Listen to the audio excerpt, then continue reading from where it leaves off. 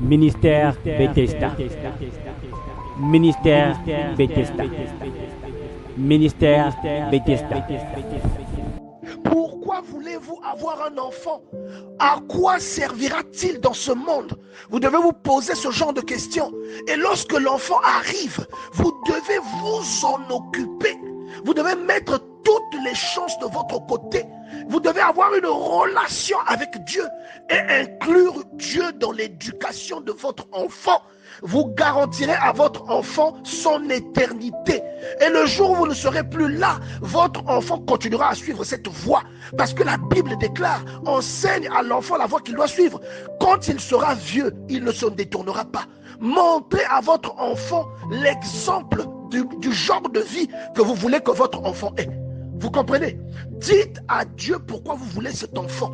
Parlez à Dieu et lorsque l'enfant arrive, conduisez-vous tel que vous l'avez dit à Dieu. Vous comprenez? Elle dit, c'était pour cet enfant que je priais et l'Éternel a exaucé la prière que je lui ai adressée. La Bible dit que lorsqu'elle a confié cet enfant à Dieu, Dieu lui a donné encore plusieurs enfants derrière. Donc, il y a des fois des enfants avec une promesse, des enfants avec une importance capitale dans vos vies. Et le diable va tout faire pour vous embrouiller. Il y a des parents dont l'attention est détournée par une copine à l'extérieur, un père qui dort à l'extérieur seulement pour atteindre le potentiel d'un enfant que tu as dans ta maison. Il y a des parents, il y a des femmes qui vous abordent, inspirées par le diable. Tout comme aujourd'hui, il y a le Seigneur qui vous parle au travers de cette parole. Le diable aussi vous parle au travers de certaines personnes. Le diable vous atteint derrière certaines personnes. Il y a des femmes qui vous abordent, qui vous courtisent pour que vous vous mettiez en couple.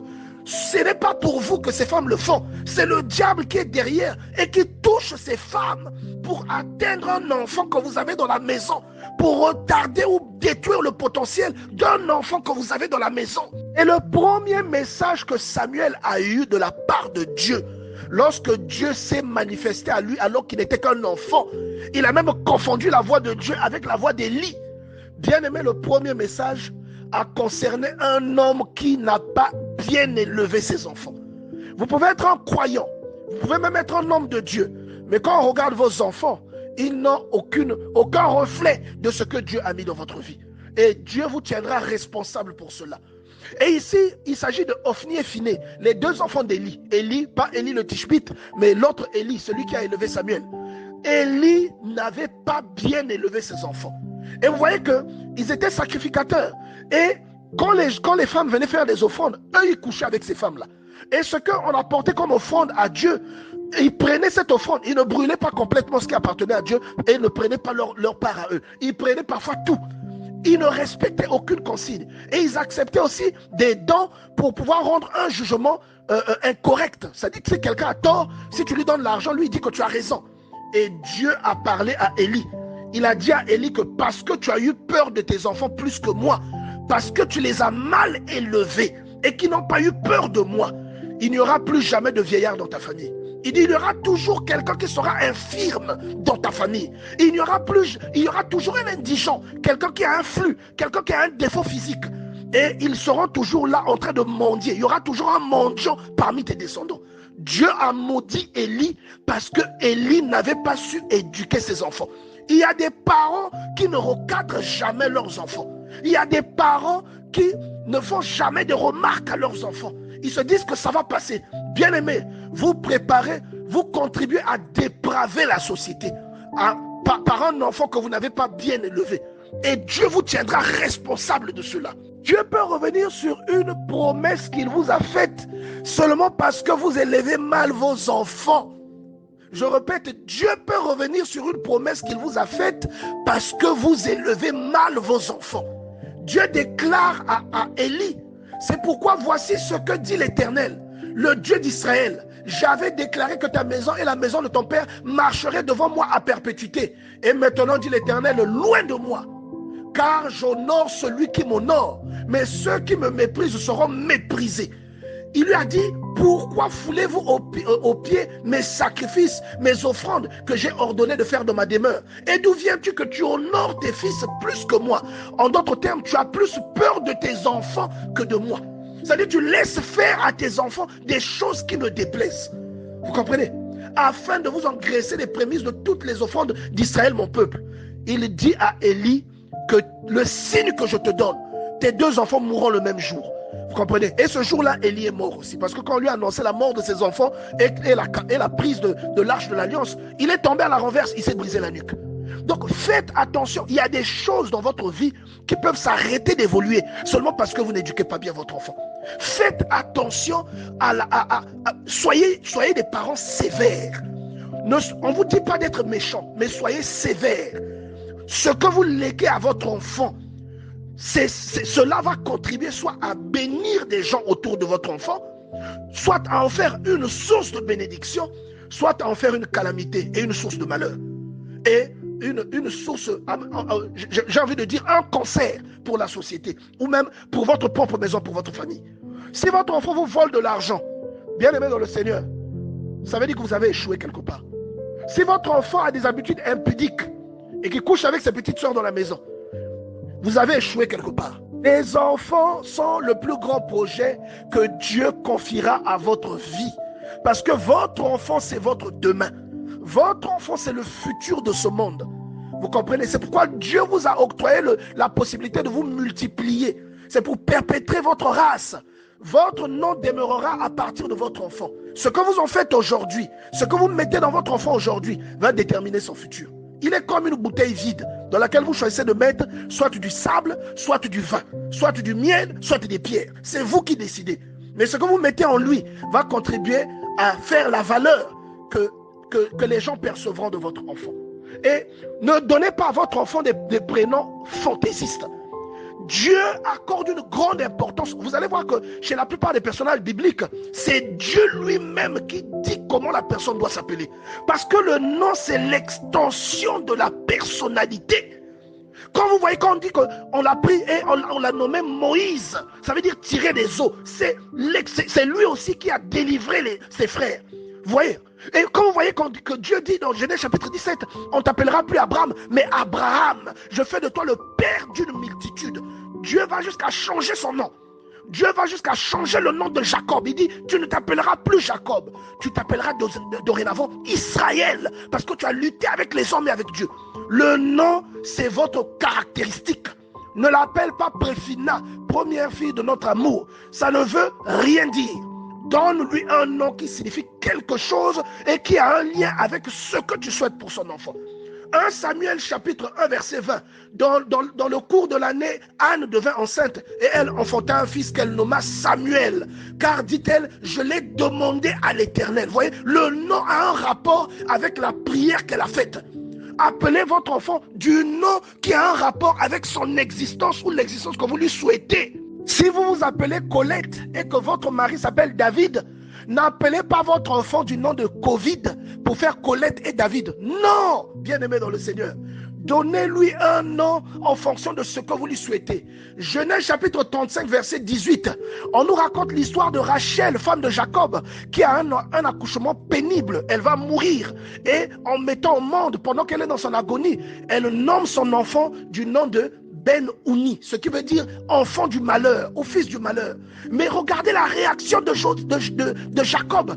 Jacob change le nom de l'enfant. Il appelle Benjamin ou en hébreu Benjamin, ce qui veut dire l'enfant de la chance ou l'enfant de la main droite. Vous comprenez? Le nom a une importance capitale dans la vie d'une personne.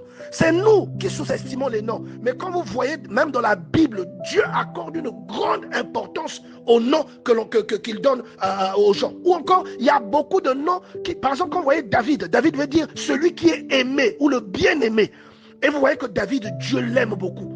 Et Salomon, ça veut dire la même chose aussi. Vous comprenez? Donc, donnez aux enfants, je ne vous dis pas que vous devez obligatoirement leur donner des noms juifs. Non! Donnez des noms même de votre langue, des noms de chez vous, mais des noms qui signifient quelque chose de positif et quelque chose qui a un rapport avec l'avenir ou avec la vie que vous souhaitez à votre enfant. Dieu est entré dans la vie d'Abraham dans Genèse chapitre 17 verset 15 en lui disant, on ne t'appellera plus Abraham, mais ton nom sera Abraham. Pourquoi? En fonction de ce à quoi Dieu l'appelait. Donc, traitez correctement vos enfants. Au verset 15, Dieu dit à Abraham, tu ne donneras plus à ta femme le nom de Saraï, mais elle s'appellera Sarah. Vous comprenez? Donc, donnez à vos enfants des prénoms qui ont un rapport avec ce que vous voulez, ce que vous déclarez s'accomplira. De la même manière que le diable a attaqué la fertilité de Sarah, le diable attaquera votre fertilité. Ou il attaquera votre enfant que vous avez déjà dans la maison en attaquant vos pensées comme il a attaqué les pensées de Samson. En attaquant les pensées de Samson, il l'a distrait, c'est-à-dire il a redirigé Samson vers des objectifs que Dieu n'avait pas mis dans sa vie. Et le diable attaquera vos pensées pour que l'enfant qui est dans votre maison, duquel Dieu a fait de vous un père, cet enfant-là n'aura pas suffisamment d'attention de votre part, ou tout le potentiel que Dieu avait déposé en vous à cause de cet enfant, vous n'aurez pas l'occasion de le déployer parce que vous serez déconcentré et attiré par autre chose dehors. Il y a des femmes qui sont attirées par des désirs malsains seulement pour que l'enfant voie. Ce que tu fais, en fait, ce n'est même pas pour toi. C'est l'enfant. Le diable te brise et t'attaque pour que ton enfant voie et que son potentiel soit détruit. Parce que le futur de cet enfant est important. Comprenez? Comme le diable a attaqué Rebecca dans sa fertilité, il a attaqué Rachel dans sa fertilité, seulement pour empêcher que la promesse que Dieu a faite à Abraham se propage. Il n'a pas attaqué Agar, l'égyptienne, hein, parce qu'il savait que la promesse n'allait pas par cette route-là. Il a attaqué Sarah, il a attaqué Rebecca, il n'a pas attaqué la sœur de Rachel, hein, il n'a pas attaqué Léa, il n'a pas attaqué Zilpa, il a attaqué Rachel, parce qu'il savait que la bénédiction de Dieu entrait et passait par cette route. Et il attaquera si vous avez un enfant sain dans votre maison, un enfant à gros potentiel, il attaquera votre disponibilité, il attaquera même votre intégrité pour que votre enfant soit négativement influencé et que vous n'ayez jamais le temps pour lui et que ce que Dieu veut faire au travers de lui n'arrive jamais. Et vous allez remarquer ça aussi dans la vie de Jacob. Jacob a aimé une femme qu'on appelait Rachel. Vous allez remarquer que les autres femmes sont des femmes qu'on lui a plus ou moins imposées. Et la clé de la promesse de Dieu à Abraham se trouvait en Rachel. Parce que sans Joseph, ce que Dieu avait dit à Abraham sur le peuple, sur ses enfants qui seraient esclaves dans un pays étranger, ne se serait jamais accompli. Il fallait que Joseph naisse. Alors regardez comment la Bible vous explique que Rachel a été stérile. Cette promesse a été combattue. Alors si vous êtes stérile aujourd'hui, ne vous inquiétez pas, priez le Seigneur. Et vous verrez que vous comprendrez que parfois votre stérilité cache quelque chose de grand. Vous voyez? Et donc vous voyez que Jacob, pour avoir Joseph, il a mis du temps, bien aimé. C'est l'avant-dernier de ses fils. Et Jacob a eu 12 fils. Et Joseph est l'avant-dernier. Vous comprenez? Ça veut dire que quand Joseph est né, ses frères étaient déjà grands. Vous voyez? Donc Dieu combattra toujours. Et vous voyez ça dans la vie de Élisabeth et Zacharie. Que Jean-Baptiste, quand il vient au monde, Élisabeth et Zacharie sont vieux. Et Jean-Baptiste vient avec un but. Parce qu'il y a des enfants précieux. Et vos enfants sont précieux. Vous comprenez? Et vous voyez aussi dans la vie de Samson.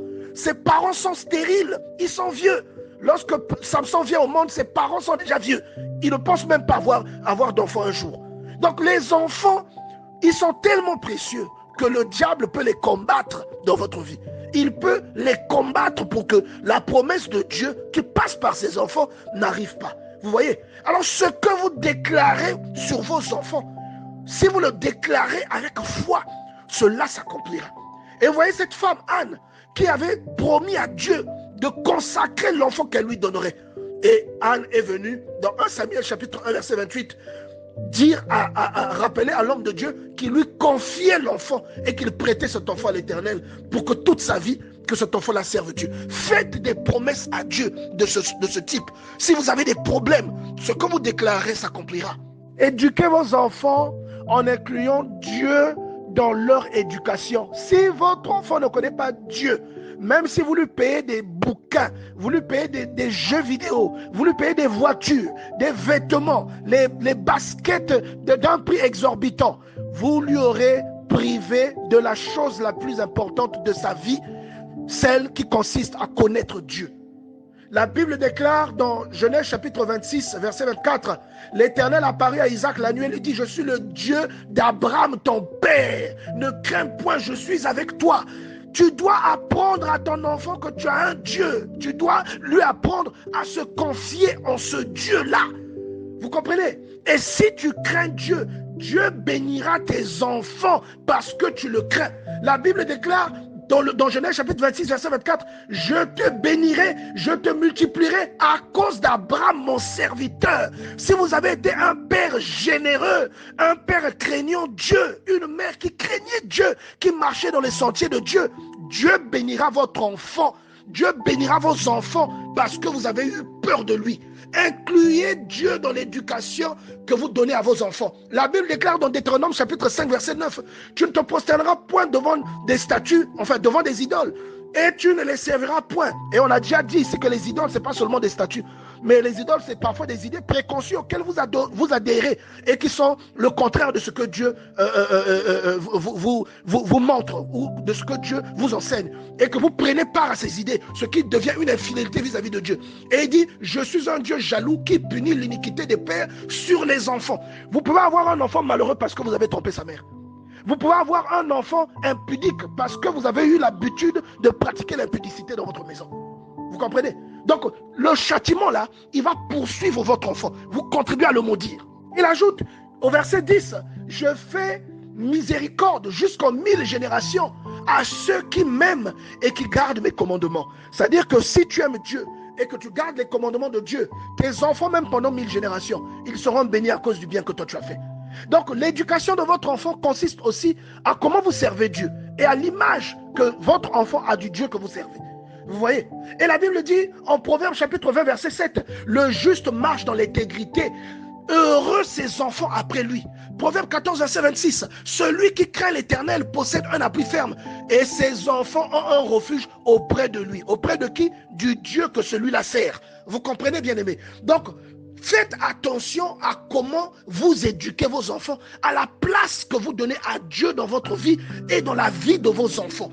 Et n'oubliez pas que le diable peut attaquer votre vie seulement parce qu'il veut étouffer le potentiel d'un enfant que vous avez dans la maison. Un problème peut naître entre un homme et sa femme.